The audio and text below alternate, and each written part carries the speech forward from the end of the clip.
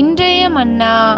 நல்ல நிலத்தில் விதைக்கப்பட்டவர்கள் வசனத்தை கேட்டு அதை உண்மையும் நன்மையுமான இருதயத்திலே காத்து பொறுமையுடனே பலன் கொடுக்கிறவர்களாயிருக்கிறார்கள். லூக்கா 8:15. ஜெபம். எங்கள் தேவனாகிய கர்த்தாவே, நீர் எங்களுக்குள்ளே விதைக்கிற ஒவ்வொரு வார்த்தைகளையும் எங்கள் இருதயம் நல்ல நிலமாய் மாறி அந்த வார்த்தைக்குண்டான பலனை கொடுக்க எங்களுக்கு கிருபை பாராட்டும்படி ஜெபிக்கிறோம். எங்களுடைய இருதயத்தை நாங்கள் நன்மையான இருதயமாய் மாற்றி பொறுமையுடனே கூட உம்முடைய வார்த்தையை ஏற்றுக்கொண்டு பலன் கொடுக்க கிருபை செய்யும்படி இயேசுவின் நாமத்தில் ஜெபிக்கிறோம் நல்ல பிதாவே. ஆமென்.